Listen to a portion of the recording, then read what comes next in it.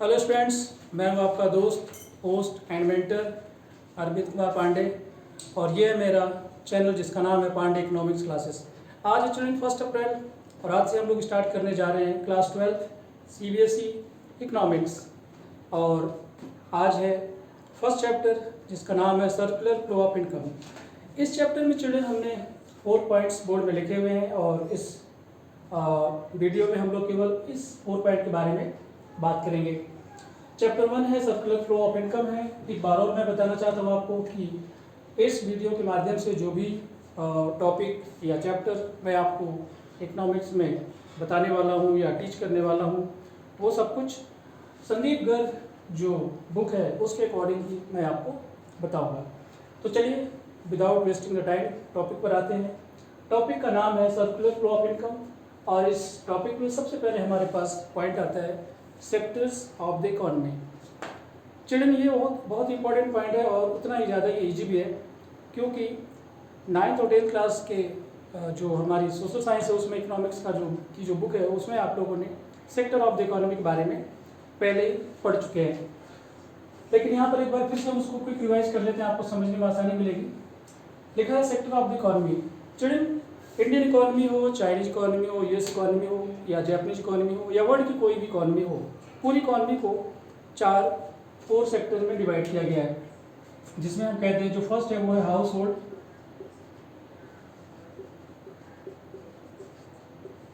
Second जो sector है वो है फॉर्म्स, थर्ड है गवर्नमेंट, फोर्थ सेक्टर जो है वो है foreign sector.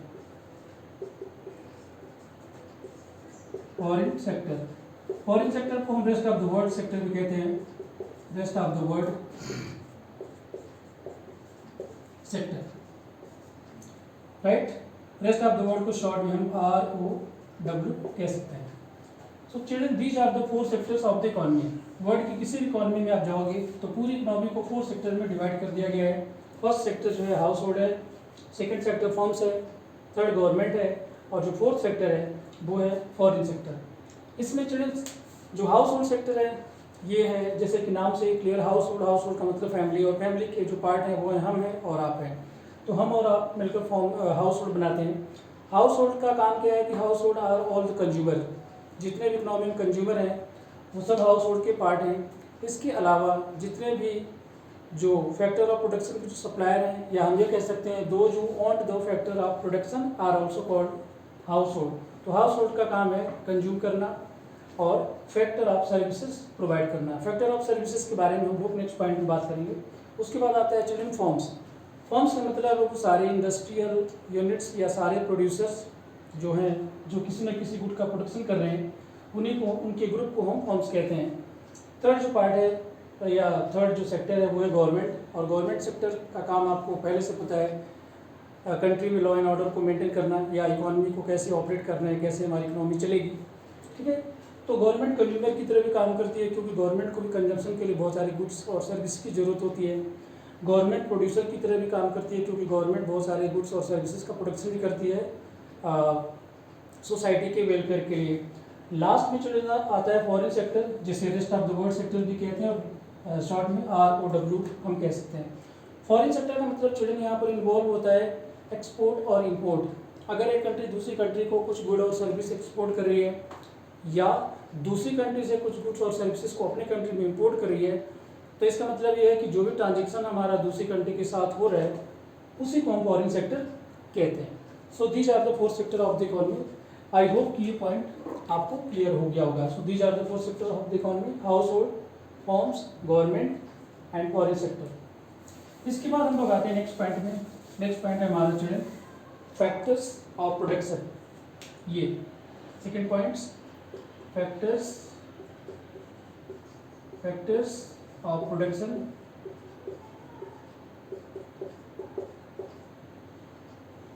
Okay, these are the basic inputs required by the producer to producing goods and services। किसी भी प्रोड्यूसर को किसी भी गुड का प्रोडक्शन करने के लिए जिन बेसिक इनपुट की ज़रूरत होती है उसी बेसिक इनपुट को हम फैक्टर्स ऑफ प्रोडक्शन कहते हैं। या फिर हम ये भी कह सकते हैं कि वो बेसिक इनपुट जिनके बिना प्रोडक्शन नहीं हो सकता या जिनको प्रोडक्शन करने के लिए इन फैक्टर ऑफ प्रोडक्शन की हमें ज़रूरत होती है वो होते हैं फैक्टर्स ऑफ प्रोडक्शन। कोई भी producer children in factor of production के बिना किसी भी गुड का प्रोडक्शन नहीं कर सकता। तो वो कौन कौन से फैक्टर्स ऑफ प्रोडक्शन है? सबसे पहले चिल्ड्रन आता है लैंड। ठीक है, कि आपको एक बिल्डिंग की जरूरत पड़ेगी, एक कोई भी एरिया चिल्ड्रन, एक लैंड या कोई बिल्डिंग आपको जरूरत पड़ेगी। वैसे लैंड का मतलब चिल्ड्रन यहाँ पर है फिजिकल इनपुट्स, है ना, जो भी नेचुरल हमें रिसोर्सेज अवेलेबल है फ्री ऑफ कॉस्ट, उसी को हम कहते हैं लैंड। ठीक है, यहाँ पर लैंड लिखने का ये मतलब नहीं है कि केवल जमीन की जरूरत है, लैंड का मतलब है नेचुरल रिसोर्सेज। उसके बाद चिल्ड्रन आता है लेबर। ठीक है, थर्ड है कैपिटल और फोर्थ है एंटरप्रेन्योर, इसको हम एंटरप्राइज भी कह सकते हैं, तो मैं यहाँ पर एंटरप्राइज लिख रहा हूँ। ठीक है, सो फैक्टर्स ऑफ प्रोडक्शन में पहले है लैंड, जिसमें हम नेचुरल रिसोर्सेज को इंक्लूड करते हैं, जिसमें लैंड हो गया, वाटर हो गया, सॉइल हो गया, एयर हो गया। लेबर में चिल्ड्रन हम ह्यूमन रिसोर्स को इंक्लूड करते हैं, ह्यूमन रिसोर्सेज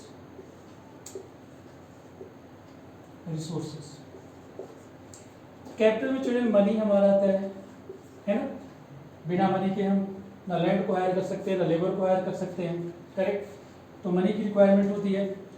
और लास्ट में हमारे पास आता है एंटरप्राइज, वो पर्सन जो इन तीनों फैक्टर को ऑर्गेनाइज करके प्रोडक्शन करता है, या जिसका आइडिया होता है बिजनेस करने का, या जिसका आइडिया होता है किसी गुड्स और सर्विस का प्रोडक्शन करने के लिए, उसको हम एंटरप्राइज या एंटरप्रेन्योर कहते हैं। तो जिसका भी ये बिजनेस है उसका ऑब्जेक्टिव क्या होता है? टू अर्न प्रॉफिट, वो प्रॉफिट अर्निंग के लिए प्रोडक्शन करता है। तो these are the 4 factors of production, जिसमें लैंड है सबसे पहले, नेचुरल रिसोर्सेज है, लेबर है, ह्यूमन रिसोर्स, कैपिटल है जिसमें मनी है ना, और फोर्थ जो फैक्टर ऑफ प्रोडक्शन है वो है एंटरप्राइज, जिसको मिलेगा प्रॉफिट। तो आप अगर ध्यान से देखेंगे, लैंड, लेबर, कैपिटल और एंटरप्राइज, ये 4 ऐसे फैक्टर्स इनपुट हैं जिनके बिना कोई भी प्रोड्यूसर किसी गुड का प्रोडक्शन नहीं कर सकता। तो आई होप ये फैक्टर्स ऑफ प्रोडक्शन आपको क्लियर हो गए होंगे। अब हम आगे बढ़ते हैं नेक्स्ट पॉइंट की तरफ। नेक्स्ट पॉइंट एक्चुअली हमारा फैक्टर इनकम। फैक्टर इनकम और factor of production are correlated to each other. Factor income, factor income बताने से पहले चलिए हमें फैक्टर ऑफ प्रोडक्शन जो भी हमने आपको जस्ट बताया है उसको एक बार यहाँ पर लिख लेते हैं। चलिए, लैंड है, लेबर, कैपिटल और एंटरप्राइज, ये 4 बेसिक इनपुट्स हैं जिनको यूटिलाइज करके फॉर्म गुड्स और सर्विसेज का प्रोडक्शन करते हैं। अब पॉइंट यह था चिल्ड्रन की लैंड, लेबर, कैपिटल और एंटरप्राइज जहाँ से मिलेगा, या वो सारे लोग जो लैंड, लेबर और कैपिटल या एंटरप्राइज को प्रोवाइड करेंगे, उनको इसके बदले में क्या मिलेगा। तो यहाँ पर मैं आपको बता दूं कि जो भी फैक्टर्स ऑफ प्रोडक्शन है ये प्रोड्यूसर को हाउस होल्ड से मिलता है। ठीक है, तो हाउस होल्ड जिस हाउस होल्ड से प्रोड्यूसर को लैंड मिलेगा, तो उसके बदले में प्रोड्यूसर हाउस होल्ड को देगा रेंट। जो लोग काम करेंगे प्रोड्यूसर के लिए उनको वेजेस या फिर सैलरी मिलेगी। ठीक है, जो अपना कैपिटल देंगे प्रोड्यूसर को यूटिलाइज करने के लिए, जो पैसा प्रोड्यूसर जिनसे मिलेगा उनको मिलेगा इंटरेस्ट। और जिसका ये बिजनेस है चिल्ड्रन उसको मिलेगा प्रॉफिट, क्योंकि कोई भी बिजनेस प्रॉफिट अर्निंग के लिए किया जाता है। जो बिजनेस प्रॉफिट अर्निंग के लिए नहीं किया जा सकता उसको वेलफेयर कह सकते हैं। तो ये हो गया चिल्ड्रन 4 फैक्टर इनकम, जिसमें सबसे पहले आता है रेंट, सेकेंड है वेजेस एंड सैलरी, थर्ड है इंटरेस्ट, फोर्थ है प्रॉफिट। ठीक है ना, तो लैंड के बदले में रेंट है, लेबर के बदले में वेजेस एंड सैलरी हो गया, कैपिटल के बदले में इंटरेस्ट, एंटरप्राइज के बदले में profit. So these are the 4 factor income. ये आप देख सकते हो, ये अर्न इनकम है, इसको आप कह सकते हो EARNED, अर्न इनकम। जो भी इनकम फैक्टर सर्विस प्रोवाइड करने के बाद हाउस होल्ड को मिलती है उस इनकम को कहते हैं फैक्टर इनकम, जिसका एग्जांपल है रेंट, जो लैंड के बदले में मिला है, वेजेस एंड सैलरी जो लेबर के बदले में मिली है, इंटरेस्ट जो कैपिटल के बदले में मिला है, और प्रॉफिट जो एंटरप्राइज के बदले में मिला है। सो आई होप कि फैक्टर इनकम भी आपको क्लियर हो गया है। अब हम नेक्स्ट पॉइंट की तरफ बढ़ते हैं, और इस वीडियो का लास्ट पॉइंट है हमारा चलिए फेजेज ऑफ प्रोडक्शन। प्रोडक्शन कितने फेज में होता है चिल्ड्रन, और जब प्रोडक्शन हम करते हैं तो उससे और क्या क्या होता है, ये तीनों एक दूसरे से रिलेटेड है। तो यहाँ पर चिल्ड्रन फेजेज ऑफ प्रोडक्शन बताने का मतलब ये है कि किस तरीके से प्रोडक्शन करते समय प्रोड्यूसर बेसिक इनपुट को ऑर्गेनाइज करता है। पहले तो वो हाउस होल्ड से इन बेसिक इनपुट को हायर करता है, ऑर्गेनाइज करता है और प्रोडक्शन करता है, गुड बनाता है। During the production process income generate होती है चिल्ड्रन। तो ये हो गया फर्स्ट पेज। फर्स्ट पेज में क्या होता है कि जो हाउस होल्ड है बेसिक जो इनपुट है उनको हायर करने के बाद ऑर्गेनाइज करता है, प्रोडक्शन करता है। प्रोडक्शन किया तो इनकम जनरेट हुई। जो इनकम जनरेट हुई है प्रोड्यूसर क्या करता है कि वो सारी इनकम फैक्टर ऑनर को डिस्ट्रीब्यूट कर देता है। तो ये हो गया second page, distribution of income. और थर्ड जो फेज है वो है चिल्ड्रन डिस्पोजिशन का फेज, या हम इसको कंजम्पशन एक्सपेंडिचर फेज भी कहते हैं, जिसमें क्या होता है कि फैक्टर इनकम हाउस होल्ड को जो प्रोड्यूसर से मिला है, हाउस होल्ड क्या करता है उस इनकम को यूटिलाइज करके उस गुड और सर्विसेज को जाके मार्केट में परचेज करता है जिस गुड और सर्विसेज का प्रोडक्शन प्रोड्यूसर ने किया था। तो जैसे ही हाउस होल्ड प्रोड्यूसर से गुड्स और सर्विसेज को परचेज करता है तो जो पैसा है, जो मनी है, वो चला जाता है प्रोड्यूसर के पास, और जो गुड्स और सर्विसेज प्रोड्यूसर के पास था वो चलाता है हाउस होल्ड के पास। हाउस होल्ड उस गुड और सर्विसेज को कंज्यूम करता है और सेटिस्फैक्शन उसको मिलता है।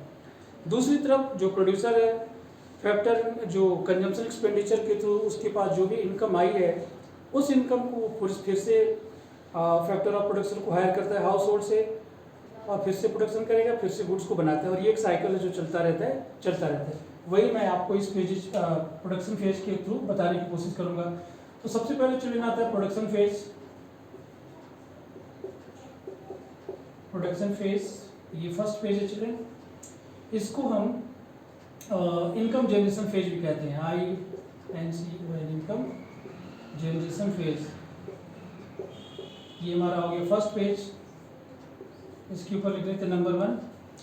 ठीक है, ये फर्स्ट पेज है। यहाँ पर क्या होता है कि प्रोड्यूसर बेसिक जो 4 इनपुट हैं या फैक्टर ऑफ प्रोडक्शन उनको ऑर्गेनाइज करता है, उनको यूटिलाइज करता है, यूटिलाइज करके प्रोडक्शन करता है। जब प्रोडक्शन करता है तो इनकम जनरेट होती है। जो इनकम जनरेट हुई होती है उसको क्या करता है डिस्ट्रीब्यूट करता है, डिस्ट्रीब्यूशन फेज। डिस्ट्रीब्यूशन फेज या इसको इनकम फेज भी हम कह सकते हैं।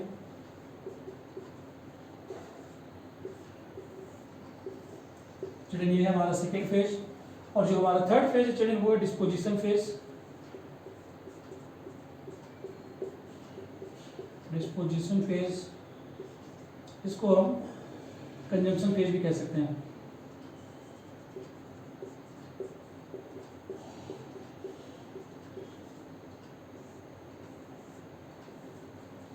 क्लियर है?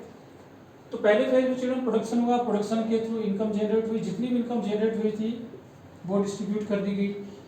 जो इनकम डिस्ट्रीब्यूट हुई तो डिस्ट्रीब्यूट कैसे हुई, जिसने लैंड दिया था उसको रेंट मिल गया, जिसने कैपिटल दिया था उसको इंटरेस्ट मिल गया, जिसने वेजेस या काम किया था उसको सैलरी मिल गई, और जिसका ये बिजनेस था जो इंटरप्राइज है उसको प्रॉफिट मिल गया। तो यहाँ पर सबको अपना अपना शेयर मिल गया है। अब ये लोग क्या करेंगे, इस इनकम को ले जाकर डिस्पोज करेंगे, कंजम्पशन के लिए डिमांड क्रिएट करेंगे। तो जैसे डिमांड क्रिएट करेंगे या जैसे सामान खरीदेंगे मार्केट से, वो जो सामान है वो इनको मिल जाएगा, और जो मनी है वो फिर से प्रोड्यूसर के पास चला जाएगा। जैसे ही इनकम प्रोड्यूसर के पास जाएगी, प्रोड्यूसर फिर से फैक्टर सर्विसेज को हाउस होल्ड से हायर करेगा और उनको प्रोसेस करेगा और फिर से गुड बनाएगा। तो एक साइकिल है चिल्ड्रन जो चलता रहता है। और ये क्यों चलता रहता है, क्योंकि जो हमारी नीड है और जो हमारी डिमांड है वो रिकरिंग है और रेगुलर है। एक पर्टिकुलर पॉइंट ऑफ टाइम के बाद हमें कुछ गुड्स की ज़रूरत पड़ती रहती है, क्योंकि हमारी जो नीड है वो अनलिमिटेड है, रिकरिंग है, कभी ख़त्म होगी नहीं, इसीलिए प्रोडक्शन प्रोसेस भी कभी ख़त्म नहीं होगा। तो जब तक हम डिमांड करते रहेंगे, जब तक हमारी नीड क्रिएट होती रहेगी, तब तक प्रोडक्शन होगा तो इनकम जनरेट होगी तो डिस्ट्रीब्यूट होगी तो डिस्पोज होगी तो फिर से इनकम प्रोड्यूसर के पास पहुंच जाएगी। तो एक साइकिल चिल्ड्रन जो चलता रहता है। तो these are the 3 phases of production. I hope कि ये सारे पॉइंट्स आपको क्लियर है, मैंने बहुत ईजी वे में समझाने की कोशिश की है। So that's all for this video. See you in the next video with some other topic of the same chapter. Thank you and God bless you.